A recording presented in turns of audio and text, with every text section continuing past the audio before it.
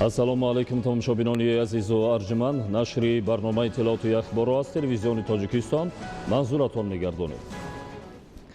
Субҳи имрӯз дар шаҳри Душанбе таҳти раёсати раиси Маҷлиси Миллии Маҷлиси Олии Ҷумҳурии Тоҷикистон раиси шаҳри Душанбе муҳтарам Рустами Эмомалӣ ҷаласаи навбатии шӯрои Маҷлиси Миллии Маҷлиси Олии Ҷумҳурии Тоҷикистон даъвати шашум баргузор гардид. Хабарнигорони мо дар ин хусус гузориш медиҳанд. дар ҷаласаи аъзои шӯрои маҷлиси миллии маҷлиси олии ҷумҳурии тоҷикистон дар маҷмӯъ 26 масъала аз ҷумла лоиҳаҳои қарори маҷлиси миллии маҷлиси олии ҷумҳурии тоҷикистон дар хусуси қонунҳои мукаммали ҷумҳурии тоҷикистон дар бораи дастрасӣ ба иттилоот оид ба фаъолияти судҳо ва дар бораи роҳҳои автомобилгард ва фаъолияти роҳдорӣ, қонунҳои конститутсионии ҷумҳурии тоҷикистон оид ба ворид намудани тағйиру иловаҳо ба қонуни конститутсионии ҷумҳурии тоҷикистон дар бораи маҷлиси олии ҷумҳурии тоҷикистон оид ба ворид намудани тағйиру иловаҳо ба қонуни конститутсионии ҷумҳурии тоҷикистон дар бораи вазъи ҳуқуқи узви маҷлиси миллӣ ва вакили маҷлиси намояндагони маҷлиси олии ҷумҳурии тоҷикистон ва оид ба ворид намудани тағйироту илова ба қонуни конститутсионии ҷумҳурии тоҷикистон дар бораи мақомоти маҳаллии ҳокимияти давлатӣ инчунин як қатор қонунҳои ҷумҳурии тоҷикистон дар хусуси ворид намудани тағйиру иловаҳо ба қонунҳои амалкунандаи кишварро мавриди баррасӣ қарор доданд. дар рафти ҷаласа тибқи пешниҳодҳои ҳукумати ҷумҳурии тоҷикистон лоиҳаҳои қарори маҷлиси миллии маҷлиси олии ҷумҳурии тоҷикистон оид ба иваз намудани номи баъзе воҳидҳои маъмурию ҳудудӣ ва маҳалҳои аҳолинишини шаҳру ноҳияҳои вилояти Суғд, ноҳияҳои Нуробод ва Сангвор баррасӣ карда шуданд.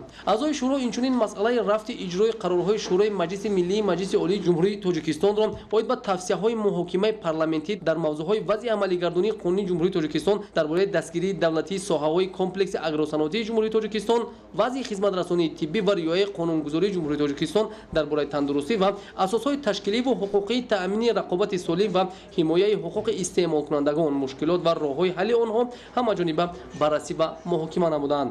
аз рӯи масъалаҳои дар ҷаласа баррасӣ шуда қарорҳои дахлдори шӯрои маҷлиси миллӣ қабул карда шуданд. бо ҳамин ҷаласаи шӯрои маҷлиси миллии маҷлиси олии ҷумҳурии тоҷикистон кори худро анҷом дод. имрӯз ҳамчунин дар шаҳри Душанбе таҳти раёсати раиси Маҷлиси Миллии Маҷлиси Олии Ҷумҳурии Тоҷикистон раиси шаҳри Душанбе муҳтарам Рустами Эмомалӣ иҷлосияи ҳафтуми Маҷлиси Миллии Маҷлиси Олии Ҷумҳурии Тоҷикистон даъвати шашум баргузор гардид. гузориши хабарнигорони мо.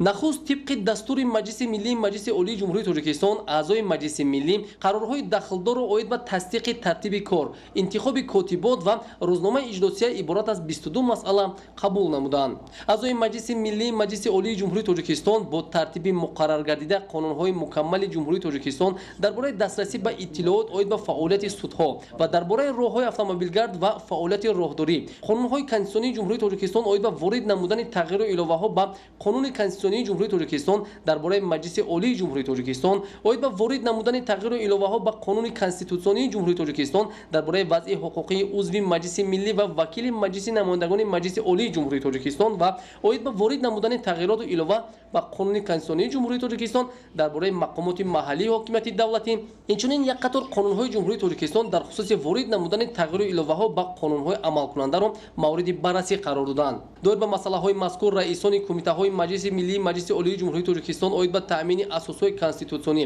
ҳуқуқу озодиҳои инсон, шаҳрванд ва қонуният Раҳмон Дилшод, оид ба масъалаҳои аграрӣ, шуғли аҳолӣ ва экология Ҳакимзода Қурбон, оид ба масъалаҳои иҷтимоӣ, ҳифзи сиҳатӣ, илм, маориф, фарҳанг ва сиёсати ҷавонону занон Гулзода Маҳмадшо, оид ба ҳамоҳангсозии фаъолияти маҷлиси миллӣ бо маҷлиси намояндагон, ҳокимияти иҷроия, иттиҳодияҳои ҷамъиятӣ, воситаҳои ахбори омма ва робитаҳои байнипарламентӣ Раҳимӣ Фарҳод ва оид ба иқтисодиёту коммуникатсия Ҷумъазода Шарифҷон маъруза карда хулосаҳои кумитаҳоро нисбат ба қонунҳои баррасишаванда иброз доштанд. раиси маҷлиси миллии маҷлиси олии ҷумҳурии тоҷикистон раиси шаҳри Душанбе муҳтарам Рустами Эмомалӣ зимни муҳокимаи қонуни ҷумҳурии тоҷикистон оид ба ворид намудани тағйироту илова ба қонуни ҷумҳурии тоҷикистон дар бораи танзими анъана ва ҷашну маросим дар ҷумҳурии тоҷикистон диққати прокурори генералии ҷумҳурии тоҷикистон ва директори агентии назорати давлатии молиявӣ ва мубориза бо коррупсияи ҷумҳурии тоҷикистонро ба таъмини назорати риояи қатъии қонунгузорӣ дар соҳаи танзими анъана ва ҷашну маросим бахусус аз ҷониби шахсони мансабдор ва соҳибкорон ҷалб карда дастур доданд ки дар ин самт чораҳои пешгирикунандаро ба таври самаранок роҳандозӣ намоянд. дар қатори масъалаҳои дигари рӯзномаи иҷлосия аъзои маҷлиси миллӣ пешниҳодҳои ҳукумати ҷумҳурии тоҷикистонро дар хусуси иваз намудани номи баъзе воҳидҳои маъмурию ҳудудӣ ва маҳалҳои аҳолинишини шаҳру ноҳияҳои вилояти Суғд, ноҳияҳои Нуробод ва Сангвор мавриди муҳокима қарор доданд. дар ҷараёни иҷлосияи ҳафтуми маҷлиси миллии маҷлиси олии ҷумҳурии тоҷикистон оид ба ҷонибдории қонунҳо ва дигар масъалаҳои баррасишуда қарорҳои дахлдор қабул гардиданд. Бо ҳамин иҷлосияи ҳафтуми Маҷлиси Миллии Маҷлиси Олии Ҷумҳурии Тоҷикистон давлати шашум ба кори худ анҷом бахшид. имрӯз раиси Маҷлиси Миллии Маҷлиси Олии Ҷумҳурии Тоҷикистон, раиси шаҳри Душанбе, президенти Федератсияи футболи Тоҷикистон муҳтарам Рустами Эмомалӣ, президенти Ассотсиатсияи футболи Қатар Ҳаммад бин Халифа бин Аҳмад Ал-Танинро ба ҳузур пазируфтанд. Дар мулоқот масоили марбут ба соҳаи варзиш, бахусус футбол ва рушди он дар минтақа баррасӣ гардид. муҳтарам Рустами Эмомалӣ ташрифи меҳмони олиқадро ба пойтахти кишвар шаҳри Душанбе хайрмақдам гуфта, аз муносиботи Тоҷикистону Қатар дар соҳаи варзиш ва дигар самтҳо изҳори қаноатмандӣ намуданд. таъкид шуд ки ба шарофати иродаи сиёсӣ сарони ҳарду кишвар президенти ҷумҳурии Тоҷикистон муҳтарам Эмомалӣ Раҳмон ва амири давлати Қатар Шайх Тамим бин Ҳаммад Оли Сонӣ ҳамкориҳои гуногунҷанба миёни ҳарду кишвар рушду густариш меёбанд. дар ҷараёни мулоқот президенти Ассотсиатсияи футболи Қатар Ҳаммад бин Халифа бин Аҳмад Ал-Танин оид ба ҳамкорӣ дар соҳаи варзиш, хосатан футбол миёни ҷумҳурии Тоҷикистон ва давлати Қатар ибрози назар намуда зикр карданд ки барои рушду густариши соҳа миёни давлатҳо тадбирҳои мушаххасу амалӣ роҳандозӣ карда мешавад.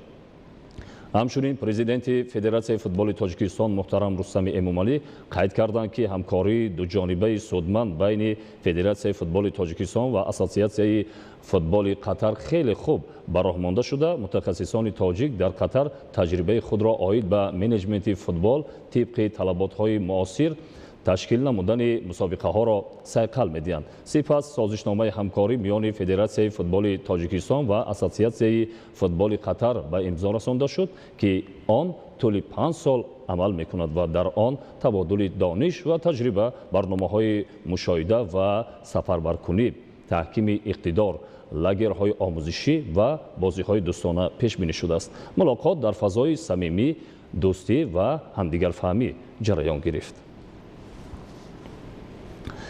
имрӯз таҳти раёсати сарвазири ҷумҳурии Тоҷикистон ҷаласаи навбатии ситоди ҷумҳуриявӣ оид ба пурзур намудани чораҳои зидди эпидемиявӣ ва пешгирӣ аз интиқолу паҳншавии бемории сироятии коронавирус COVID-19 дар ҷумҳурии Тоҷикистон баргузор гашт.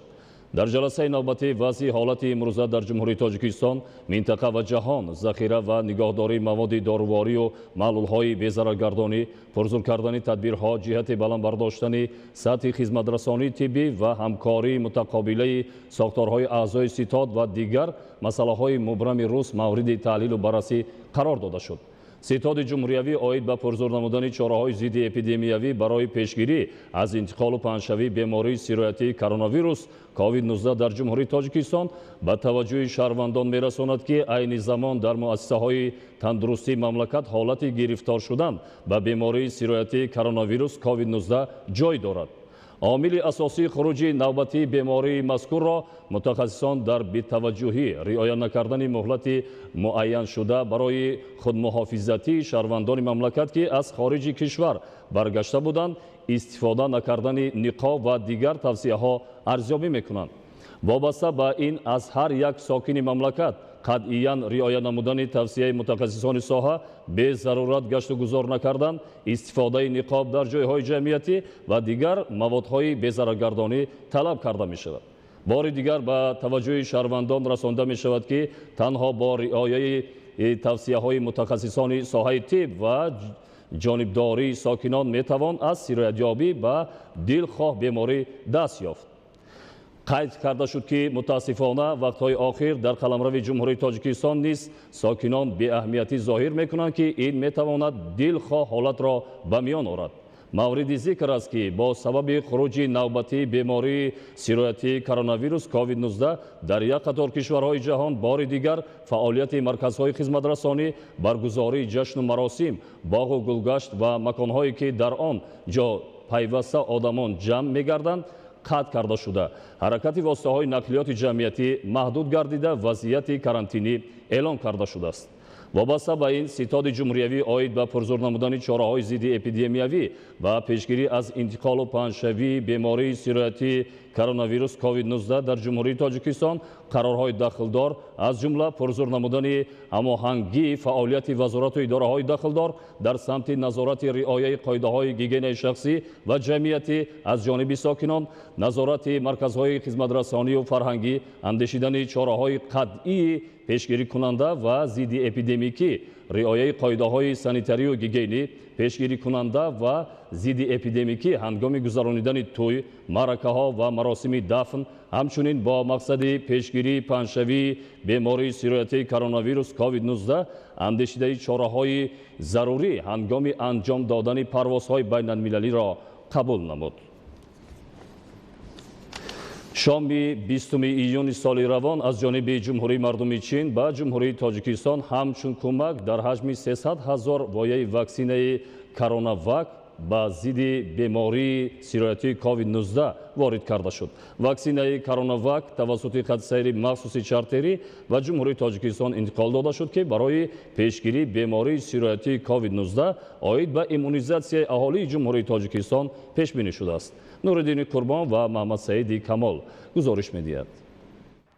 در فرودگاه بین المللی دوشنبه در رفت تحویل و قبول واکسینه ها به تاجیکستان، معاون سروزیر جمهوری تاجیکستان مطلوب خان ستاریان، سفیر فوق‌العاده و مختار جمهوری مردمی چین در جمهوری تاجیکستان لو بین، نمایندگان وزارت تندرستی و حفظ اجتماعی اهالی جمهوری و دیگر شخصان رسمی اشتراک داشتند. واکسینه ها از جمهوری مردمی چین توسط خط سیر مخصوص چارتری به جمهوری تاجیکستان انتقال داده شدند. طبق اطلاع در دایره کمک به بازگشت جمهوری مردمی چین به جمهوری تاجیکستان در حجم 300,000 واکسینه کرونا واک بر ضد بیماری سیرایتی کووید 19 انتقال داده شد. تاکید کردند به مورد است که جمهوری مردمی چین یکی از شریکان استراتژی جمهوری تاجیکستان به شمار می رود. نمایندگان حکومت جمهوری تاجیکستان هنگام تحویل و قبول واکسینه ها به جمهوری مردمی چین اظهار منتداری بیان کرده تاکید داشتند که روابط دو جانبه و بسیار جانبه تاجیکستان و چین در دایره سیاست پیشگرفته سران کشورها سال تا سال گسترش یافته مرحله نوی رشد را کسب کردند. واکسینه ها پس از به موافقه رسیدن جانب ها انجام دادن به رسمیت دراری حجت ها و دریافت شرایط انتقال واکسینه با تشبث حکومت جمهوری تاجیکستان و جمهوری مردمی چین، اینچنین با دستگیری تکنیکی مالیوی جمعیت دارای مسئولیت محدود شرکت کوهی صنعتی تاجیکستان و خیتای میسر گردید که امروز به تاجیکستان 300,000 وایه واکسینه کرونا واک و 300,800 سوزندارو وارد کرده شدند. مورد ذکر است که در آینده نیز برای پیشگیری کردن بیماری کووید 19 و واکسینه کنانی اهالی مرحله به مرحله به جمهوری تاجیکستان واکسینه ها وارد کرده می شوند. گفتند به مورد است که از روزهای اول پیدا شدن و خروج کردن بیماری کووید 19 در جهان، حکومت جمهوری تاجیکستان با مقصد پیشگیری و انتقال نیافتن این بیماری خطرناک سیرایتی و حفظ سالمی شهروندان مملکت تمام تدبیرهای ضروری را عملی نمود که خوشبختانه این چاره‌جویی ها در جمهوری نتیجه های نظررس را به بار آورد. ساکنان مملکت را ضرور است که با مقصد پیشگیری و انتقال نیافتن بیماری کووید 19 گیگین شخصی و جمعیتی را همه‌روزه قطعاً رعایت نمایند. وارد کردن واکسینه ها تنها برای حفظ سالمی شهروندان و پیشگیری کردن بیماری کووید 19 می باشد. واکسینه مذکور در انبار مخصوص وزارت تندرستی و حفظ اجتماعی اهالی جمهوری تاجیکستان نگهداری شده طبق نقشه ملی به طبقه های پیش بینی شده اهالی مرحله به مرحله گذرانیده می شود. یادآور می شویم که تا امروز 116,341 نفر وایه یکم و 15,034 نفر وایه دوم را قبول نمودند که در عموم 132,075 نفر با واکسینه فرا گرفته شدند. نوریدین قربان، محمد سعید کمال، عبیدالله سیولی برای برنامه اخبار. ادامه اخبار. با استقبال جشن بزرگ عمومی ملی 30 سالگی استقلال دولتی جمهوری تاجیکستان با مبلغگذاری حکومت جمهوری تاجیکستان، سهم شریکان رشد، صاحبکاران و حشر عمومی ساکنان احسانکار 7 جماعت شهرک و دهات در ناحیه دیوشیج ولایت سوخت با جای 320 انشاءات نقشوی نزدیک 400 انشاءات بنیاد و نوسازی کرده می شود. گزارش مزبوط بابازاده از ناحیه دیوشیج.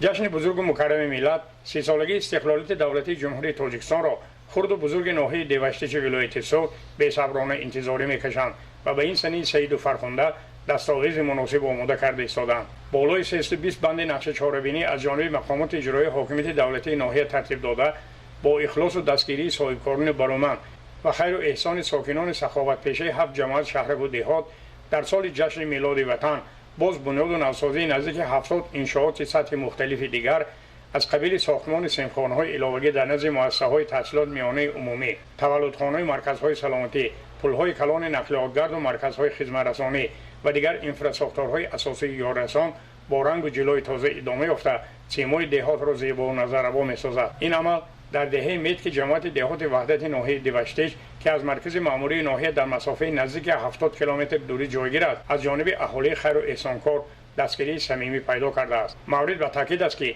سای کانیزاک بالای دهه خیلی ژرف و آب شوخ و تیزش از قله‌های کوهسار به سوی کشتارهای جماعت دهات وحدت و راست‌آباد روانه بوده. راه کلان متک دیوشتیچ را در 5 جای عبور می‌کند. اما سالا هنگام آمدن سیل و باریدن باران‌های پرشدت کوپرک‌های پیشتر ویران و غیر قابل استفاده می‌گردیدند. ساکن 92 ساله دهه متک آچه آفتاب فاضل و پسنداز برای ادای مناسک حج قم کرده‌اش را صرف بنیاد پل نقلیاتگرد در سرگه سای کلان کانیزاک کرد. این پدیده دلبستگی به وطن و مهر بی‌پایان نسبت ملت و سرور سازنده محترم امام الرحمن را برادر آچه آفتاب فاضل و صاحبکاران دهه غیرت قولوف و رحیمجان غفور و صمیمانه دستگیری نموده و کمک اهالی احسانکار آمدند. باعث شادمانی سرفرازی است که در یک مدت کوتاه از بالای سای کلان کانیزاک 3 کوپرک کلان معاصر مستحکم بنیاد و امروز مورد بهره برداری قرار گرفت. به استقبال جشن 30 سالگی استقلالیت دولتی جمهوری تاجیکستان مردم شرفمند جماعت دهات وحدت خصوصا دهه مک اقدام کردند که عائله فاضلوف ها برای بنیاد 2 عدد کوپرکی که این هم باشد راه گذر مردم را آسان و قلای میکند. در این روز در اشتراک نماینده حکومت جمهوری تاجیکستان این کوپرک ها با مورد استفاده قرار داده شد. ساکنان احسانکار و صاحبکاران برومند دهه متک جماعت دهات وحدت تصمیم گرفتند که با دستگیری مقامات اجرایی حاکمیت دولتی ناحیه دیوشتیچ تا جشن فرخنده مکرم ملت 30 سالگی استقلالیت دولتی جمهوری تاجیکستان در مرکز دهه خیابان گلپوش و دارای همه واسطه‌های استراحتی را برای کودکان و بچگان و زنان و مردان بنیاد نموده در بلندشوی فرهنگ و استراحت همدهگان سهم مناسب می‌گذارند. مضبوط بابازاده از ناحیه دیوشتیچ برای برنامه اطلاعاتی اخبار. در مؤسسه‌های تعلیمی شهر باختر دوره پرمسئول سپردن اتستاسیای از صنف به صنف‌گذرانی در عرفه انجامیابی قرار دارد. طبق اطلاع ختم کنندگان مؤسسه‌های تحصیلات میانه عمومی شهر باختر به مرکز ملی تستی حجت سپرده نیت دارند که در آینده به مؤسسه‌های تحصیلات میانه و عالی کسبی داخل شده تحصیل را ادامه دهند. گزارش خبرنگاران ما از شهر باختر. در مؤسسه‌های تعلیمی شهر باختر اینجانب خوانندگان صنف‌های ابتدایی به تعطیل برآمده. صنف‌های بالایی تا تاریخ 19 ایون اتستاسیای از صنف به صنف گذرانی و امتحانی ختم دارند. با انجام سال تحصیل و اتمام برنامه‌های تعلیمی محصلین در همه مؤسسه‌های تعلیمی شهر باختر طبق فرمایش وزارت معارف و علم جمهوری تاجیکستان از اتستاسیای ختم می‌گذرند. از 1513 خواننده که در مؤسسه‌های تعلیمی شهر ختم میکنند 88% آنها به مرکز ملی تستی سپردند و به خارج کشور و دیگر دانشگاه‌های قدرتی و لیسه و کالج‌های آموزگاری سپردند. رفتی اتستاسیای از صنف به صنف گذرانی طبق فرمایش وزارت معارف و علم جمهوری تاجیکستان اوید به انجام سال تحصیل سال 2020-2021 جریان میگیرد. محصلین شهر باختر بیش از 99% به مرکز ملی تستی ثبت نام شده هدف ادامه تحصیل در مؤسسه‌های تحصیلات عالی را دارند. از 30 نفر خواننده ما 100% به مرکز ملی تستی به قید گرفتن. از صنف‌های نو باشد 3 نفرشون به قید مرکز ملی تستی گذاشتند که آنها به کالج‌های طبی داخل شوند. در همین زمینه بعضی از مؤسسه‌های تعلیمی فعال شهر باختر با تعمیر صنفخانه‌ها شروع کردند. اینجانب در لیسه تعلیمی رقم 1 لیسه تمایل تکنولوژی مؤسسه‌های تعلیمی رقم 11 و 3 شهر باختر تعمیر صنفخانه‌های علایده شروع گردیده است. بخش معارف در شهر باختر از نتیجه دستاورد خوانندگان در سال روان قناعت بخشند. بیش از 50 مدال طلا، نقره، برنجی و افتخاری به دست آوردند. идомаи ахбор. хатару таҳдидҳои замони муосир аз ҷумла терроризму ифротгароӣ аъзои ҷомеаи ҷаҳониро ноором сохта дар шароити феълӣ ба як вабои аср табдил ёфтааст.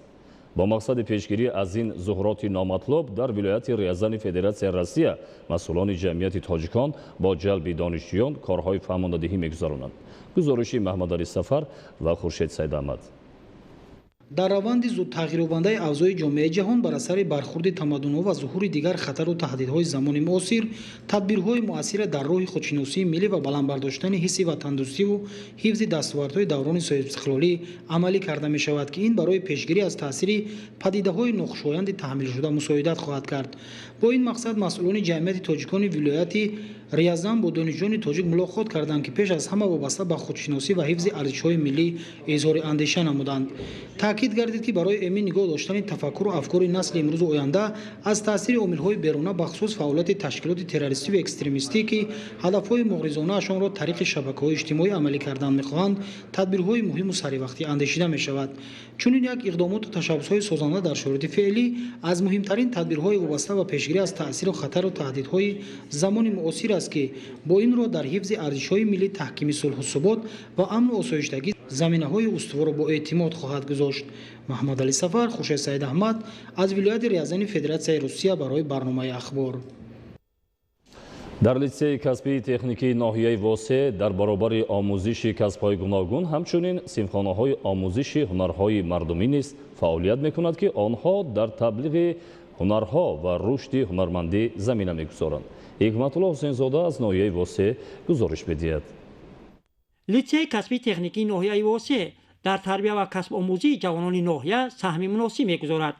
дар солҳои фаъолияти худ литсей садҳо нафар ҷавононро тарбия намудааст, ки имрӯз дар соҳаҳои гуногуни хоҷагии халқи ноҳия ва берун аз он фаъолият намуда истоданд. барои донишу ҳунаромӯзии ҷавонон бо дастгирии ҳукумати ҷумҳурии Тоҷикистон ва мақомоти иҷроии ҳокимияти давлатии ноҳия шароитҳои зарурии таълиму касбомӯзӣ фароҳам оварда шудааст. айни замон дар литсеи касбии техникии мо аз рӯи 7 ихтисос касбомӯзон таълим ёфта истоданд. ин мошинчӣ, тракторчӣ, истеҳсолии кишоварзӣ, кафшергари газиву барқӣ, муҳосиб бо донистани кор бо компютер бо барномаи интернет ва дигар ихтисосҳои дигар фаъолият карда истодааст.